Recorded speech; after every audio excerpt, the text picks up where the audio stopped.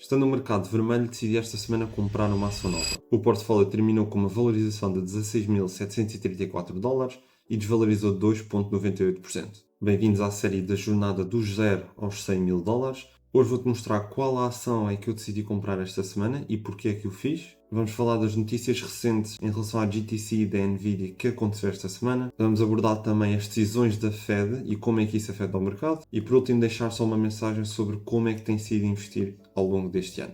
Como estava a dizer, terminámos então a semana com 16.734 dólares de valorização, sendo que o portfólio desvalorizou quase 3%.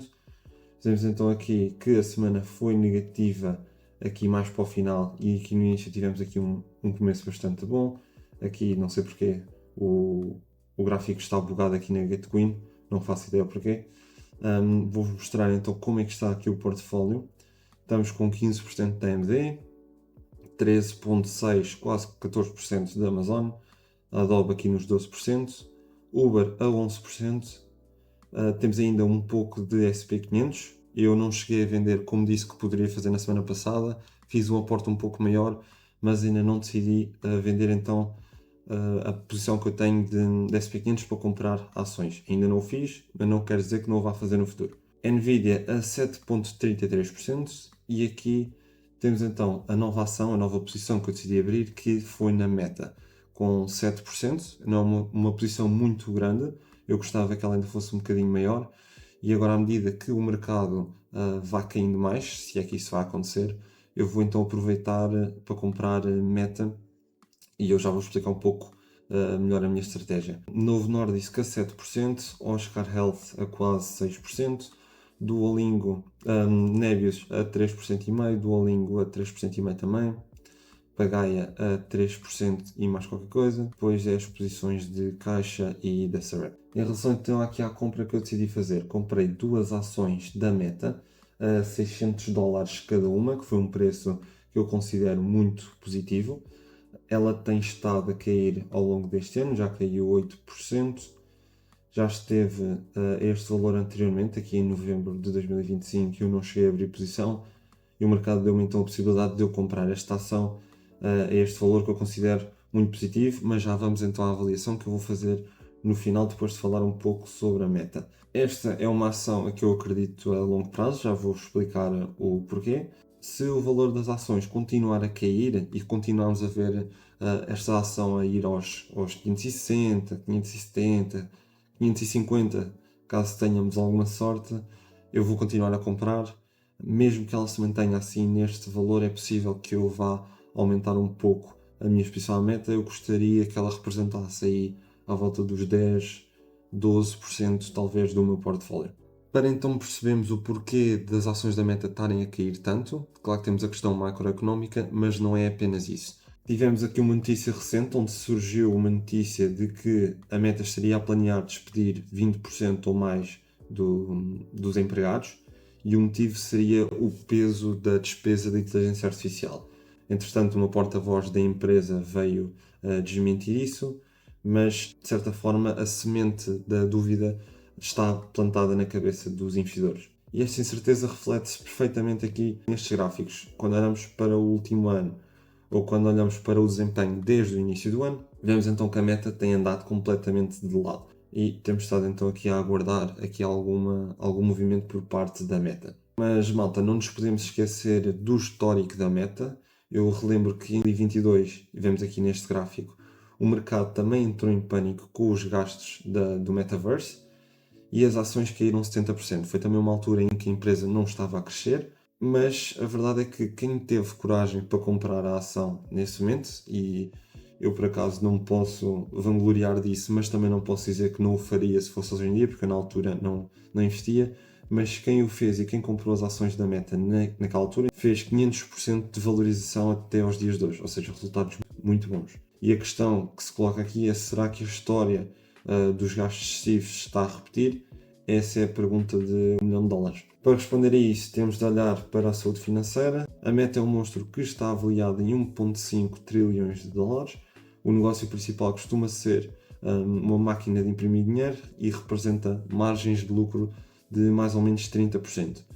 No entanto, se olharem com atenção para a tabela, vemos que o Free Cash Flow começa a sentir aqui alguma pressão. Em termos de avaliação, se usarmos o Forward PE, que é o preço que estamos a pagar hoje face aos lucros projetados para o próximo ano, para os próximos 12 meses, vemos que a Meta está a negociar a cerca de 20 vezes Forward PE, que sim, é um valor mais alto do que os 12.5 que vimos no pânico de 2022, mas se olharmos para o histórico do gráfico, comparando com os picos que a ação foi tendo, a Meta não está propriamente cara.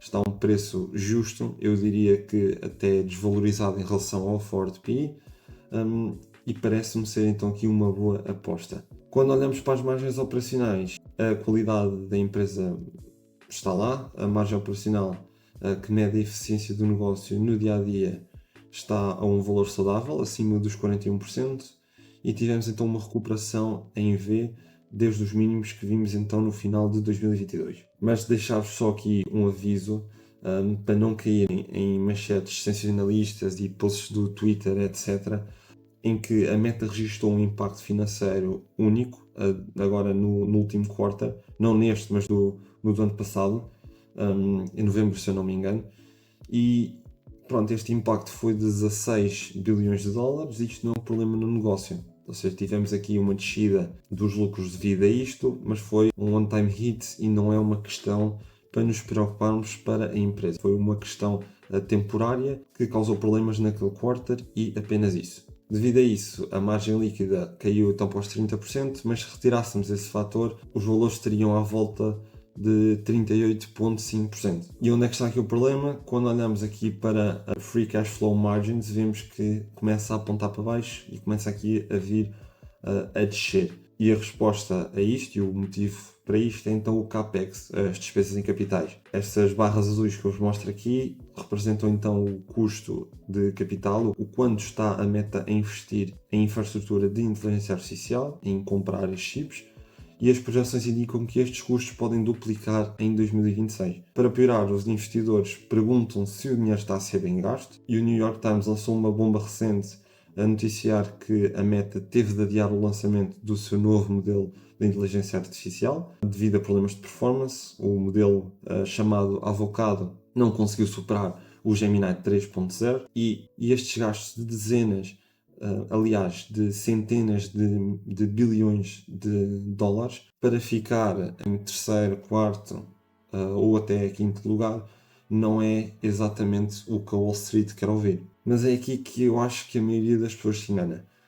A Meta não está a gastar este dinheiro apenas por uma questão de ego e de querer criar um chatbot, porque não é esse o modelo de negócio da Meta. Eles estão a gastar este dinheiro todo para gerar um melhor lucro já para o negócio existente da Meta. Ou seja, mostra aqui esta notícia onde a Meta expandiu o Advantage Plus com ferramentas de inteligência artificial. E o que é que isto faz? Basicamente, a inteligência artificial cria imagens de anúncios do zero, adapta textos, adapta segmentos de clientes ideais de forma automática. Isto tudo permite tornar os anúncios tão eficientes que as marcas acabam por ser obrigadas a gastar mais dinheiro no Facebook e no Instagram, aumentando a longo prazo a receita da Meta. O segundo ponto é a questão da retenção dos utilizadores. A Meta revelou que tanto o Facebook quanto o Instagram têm agora um algoritmo movido por inteligência artificial, mais inteligente para os Reels, e o objetivo é então perceber quais é que são os gostos dos utilizadores e mostrar vídeos que impeçam a pessoa de fechar, entre aspas, a aplicação. Ou seja, a pessoa passa mais tempo a fazer scroll, e isso significa que mais anúncios se podem vir a mostrar e anúncios mais específicos a uma pessoa que realmente tem interesse em comprar um certo serviço ou um produto. Isto e outras inovações que têm chegado à plataforma da Meta, ao Instagram, que surgiu agora recentemente, se vocês repararem, uma funcionalidade de tradução dos Reels feita através da Meta AI, em que não só traduzem o áudio, como fazem lip sync do próprio vídeo, ou seja, ajustam o movimento dos lábios do criador para a nova língua a que está a ser traduzida. E isto acaba por destruir barreiras linguísticas e globalizar ainda mais o conteúdo que é partilhado nestas plataformas. Ainda assim, a Meta sabe que não pode depender para sempre de comprar chips da Nvidia. Sabemos que estes chips são caros e por isso a empresa anunciou 4 novas gerações do seu próprio chip, os MTIA.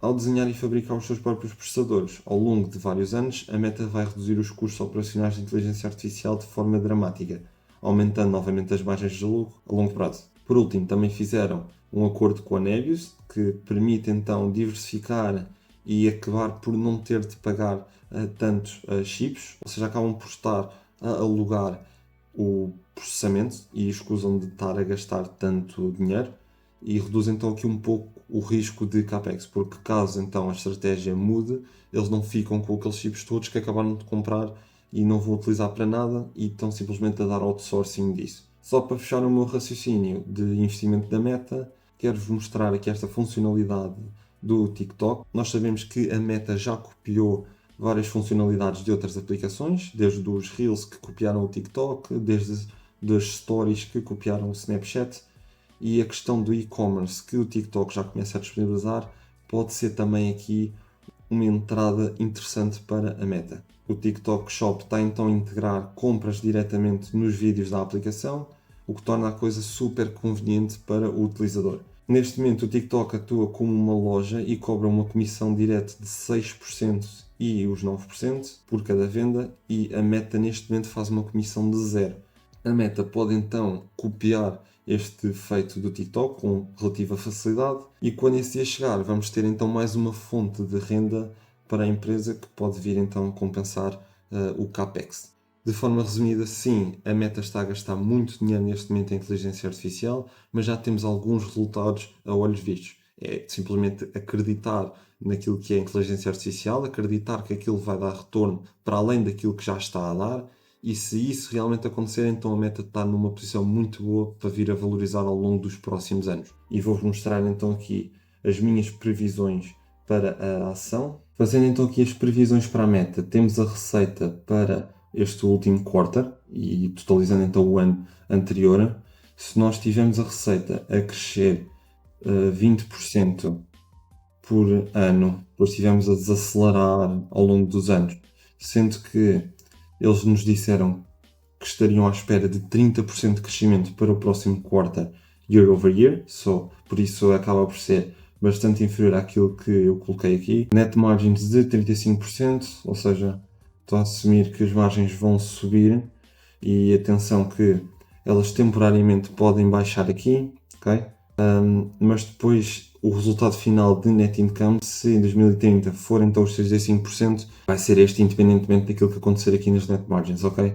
Por isso elas até podem cair aqui e os preços das ações até baixarem mais devido a isso, mas o que interessa acaba por ser então qual é que vai ser o crescimento ao longo dos anos, e isto sim vai influenciar cada um dos anos e depois vai influenciar o último ano.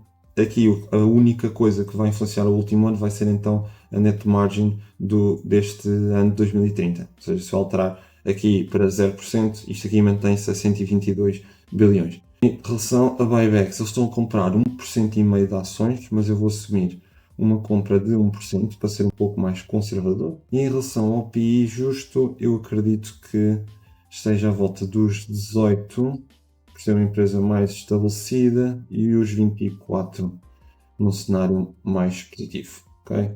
Eu tinha-me enganado então aqui nas shares outstanding, por isso é que estava a dar um valor absurdo, mas atualizei então para os valores de shares outstanding. Vou deixar aí no ecrã quais é que são os valores atuais e então aqui os buybacks que têm havido. Tendo então um preço atual de $600, agora está um pouco menos, 597, mas acaba por ser irrelevante. O valor que eu comprei foi 601. Então nós temos um retorno médio, caso ele tenha, caso a ação vá parar a um PI de 18, de 10,5% por ano. Caso a ação vá parar a um PI um pouco mais alto, então temos uma valorização de quase 19% por ano, ok? Sendo que o SP500 por norma faz então os 10%, ou seja, isto, tendo em conta as expectativas que eu tenho, é de que então esta ação supere o índice do SP500 com alguma margem. Fechando então a análise da Meta, vamos olhar aqui um pouco para a Nvidia. Eles fizeram um GTC que acaba por ser uma conferência onde eles mostram lançamentos, novidades e falam até um pouco sobre os números da empresa e dão-nos então aqui uma direção para os próximos 12 meses mais ou menos sobre o que devemos esperar. Primeiro ponto, e este foi o primeiro que me saltou à vista, a Nvidia está a projetar 1 trilhão, ouviram bem, 1 trilhão de dólares em receitas e encomendas para 2027, e isto é super importante porque acaba por retirar as dúvidas de que este ciclo de inteligência artificial esteja perto do fim, e o que eu acho é que ainda estamos ou no início ou mais ou menos a meio do ciclo, ou seja, eu diria que o ciclo até 2028 não deve terminar, e nós sabemos que estes ciclos demoram mais ou menos 3, 4 anos. Estamos então numa fase de construção de infraestrutura e pronto, isto acaba por ser positivo para as empresas que vendem os chips. As empresas que vão ter de gastar o dinheiro podem então sofrer ainda mais um bocado, e com isto falo da Meta, que foi o exemplo que eu falei anteriormente, mas posso falar, por exemplo, também da Amazon, que acaba por ser a segunda maior posição do portfólio. Um detalhe interessante é o foco da Nvidia na inferência. Até agora a Nvidia dominou de longe a questão do training, mas agora o jogo mudou e a utilização de inteligência artificial pede então por um mercado mais especializado em inferência. E é aqui que a AMD tem tido alguma agressividade no seu lançamento de chips, oferecendo então uma relação performance-preço muito competitiva. A resposta da Nvidia tem sido então lançar novos chips. Lançaram a arquitetura da Vera Rubin, que não é apenas um chip mais potente, mas é um chip 10 vezes mais eficiente em termos energéticos. Eles disseram na GTC que a AMD oferece um chip mais barato, mas a Nvidia tem um chip que gasta muito menos eletricidade. E como nós sabemos que os data centers têm um custo operacional de energia muito elevado, então eles podem acabar por poupar aqui um pouco com esta eficiência por parte da Nvidia. Outra novidade foi a OpenClaw, que é basicamente uma plataforma aberta para criar agentes de inteligência artificial, ou seja, open source. Isto é um movimento estratégico de software por parte da Nvidia, uma vez que eles perceberam que para manter a liderança não basta então o chip mais rápido, e a questão do software no mundo como o de hoje, eles mantêm o ecossistema então aberto, open source. Ao abrirem este ecossistema, eles acabam por dificultar a vida a qualquer concorrente que queira entrar, e se um programador já tem as ferramentas todas otimizadas para a Nvidia, raramente vai mudar para outra marca, mesmo que o chip seja um pouco mais barato. E o último e quarto ponto é então o projeto GR00T, que está relacionado com a área da robótica. Vimos parcerias nesta conferência, desde a BYD à Hyundai. Mostra então que a Nvidia está a tentar diversificar aqui um pouco a fonte de receitas.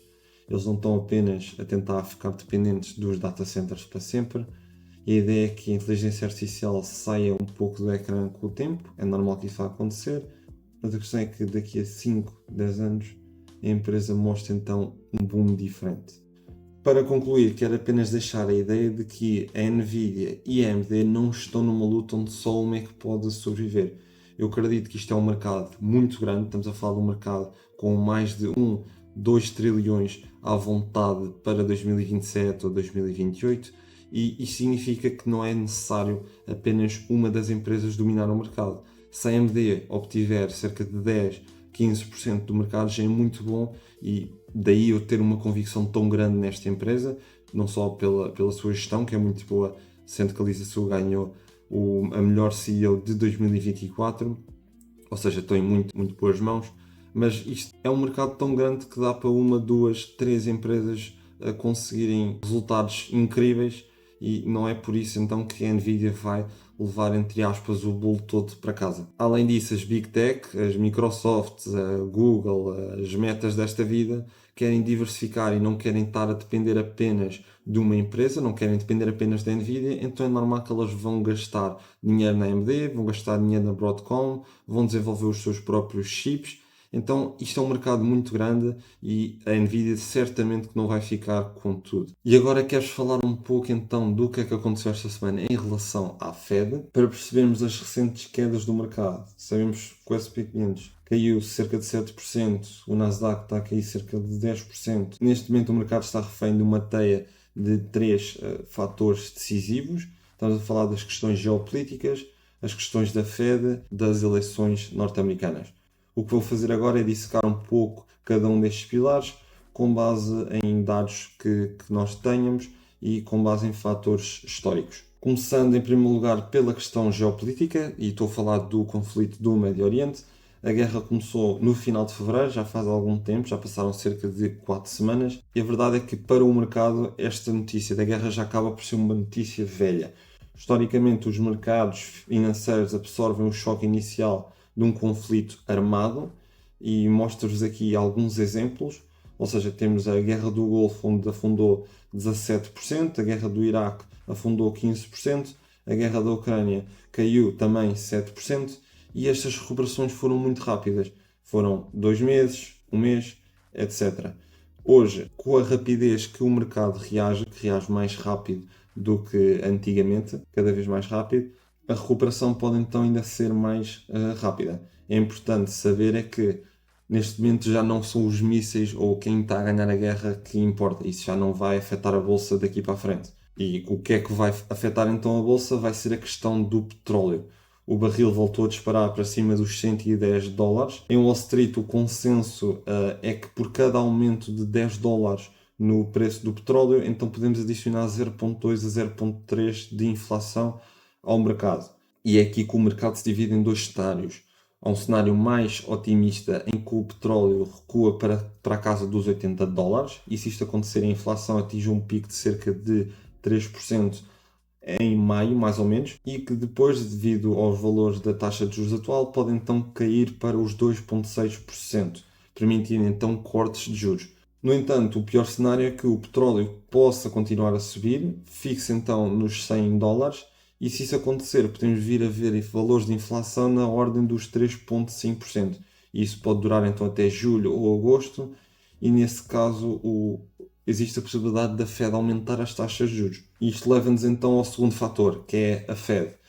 Neste momento a Fed está um pouco encurralada no que toca a dados económicos. Mostro-vos aqui o que foi dito na reunião da Fed de dia 18 de março, onde mantiveram as taxas de juros entre os 3,5% e os 3,75%. Mas o problema aqui é que a inflação está a mostrar sinais de resistência.